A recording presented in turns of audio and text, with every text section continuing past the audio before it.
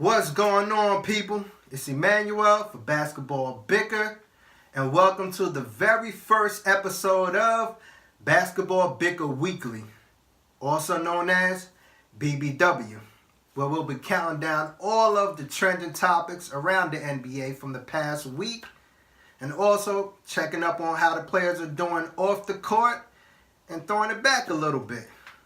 So whatever platform you're watching it on, please make sure to like and share the video.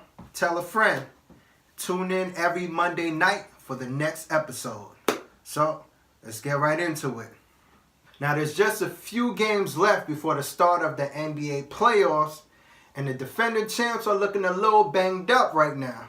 Let's run down some of their injuries. Steph is nursing a right ankle injury. Ankle injuries have plagued him for most of his career. KD, broken rib. Klay Thompson, fractured right thumb. Draymond Green, sore shoulder. Now, these aren't significant injuries, but with the grind of, 3 finals appearances, 2 titles out of them, this could really, it takes a toll on the body. And they have the Rockets, who are right there, ready to take that spot. James Harden is finally going to get his MVP this season. He's playing like an absolute monster. Chris Paul is probably the most underrated competitor in the history of the game. He wants to just eat you alive every time he's on the court. So the Warriors, unless they're at their peak health, this could be a really interesting Western Conference Finals. So that's definitely something to keep an eye on. And also, we have to give a shout out to Stephen Curry in honor of his 30th birthday. He raised $57,000 for the Nothing But Nets campaign, which helped raise awareness and funds for malaria, to fight malaria in Africa. So shout out to Steph for that, no doubt. Now, in Big 3 news, it was announced that Roger Mason Jr. was fired as commissioner of the league for corruption, and his replacement would be Clyde Drexler.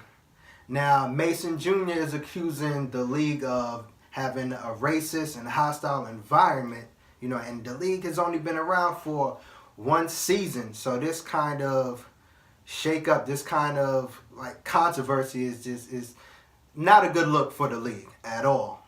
So hopefully Ice Cube and them could really get a hold of this and clean things up, because this is a nice, fun, niche league. Definitely good for the fans of basketball. Now, for your players of the week, for the last week of NBA action, these 2 guys put on monster weeks. We got LeBron James of the Cleveland Cavaliers and Russell Westbrook of the Oklahoma City Thunder. LeBron averaged 32 points, 13 rebounds, and 9.7 assists on the week. Russell Westbrook averaged a triple-double of 25 points, 12 rebounds, and 11 assists. So shout out to both of those dudes for the monster week. How about them boys up there in Portland, though? Dame Dollar and CJ McCollum got them boys streaking right now. Now, they've won 13 games in a row, which is the longest active streak in the NBA right now. And that includes 2 wins over the Golden State Warriors. The Portland Trail Blazers were a big question mark in the beginning of the season, but this current streak has people saying the Portland Trail Blazers might be legit. Now, Ray Allen and his Boston Celtics teammates are beefing again, as usual. Now, this time because Ray Allen in his new book, From the Outside, released some not too pleasurable quotes about Rajon Rondo. So Allen basically said, spoke to Rondo's poor attitude, and even said that Rondo told the Boston Celtics that he carried them to that 2008 title.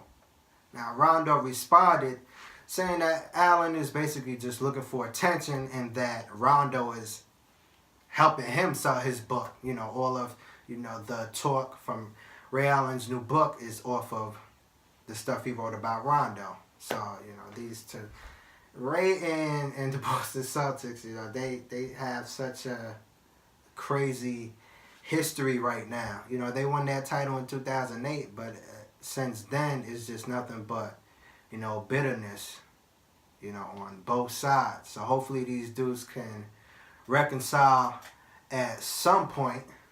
But I know that Ray, he's happy in Miami, you know, besides winning the title with the Miami Heat, you know, when he moved over, much to KG and Paul Pierce and Rondo's chagrin, when he moved over, they didn't just win the title.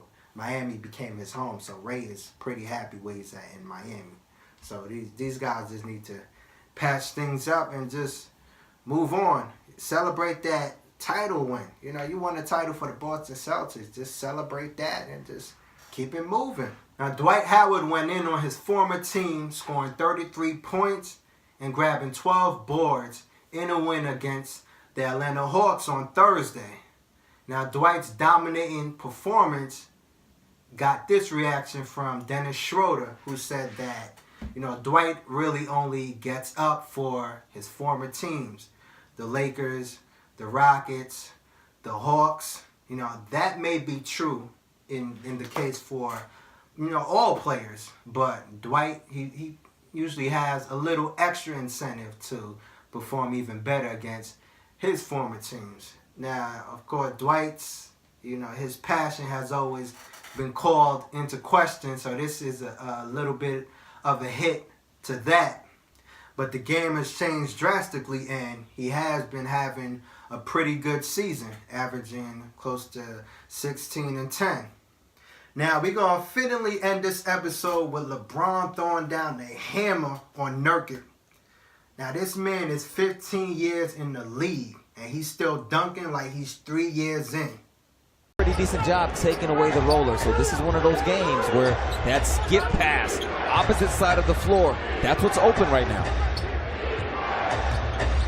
LeBron sees a crowd. He turns the corner and just bullets in a powerful tomahawk slam jam. Oh, LeBron James lumps down to the goal stanchion, but take a look at LeBron barreling in. Wow. Well, when he turned that corner, I mean, players know who can jump, who can't jump. LeBron has done this enough to gain the respect that when he gets on that runway and he's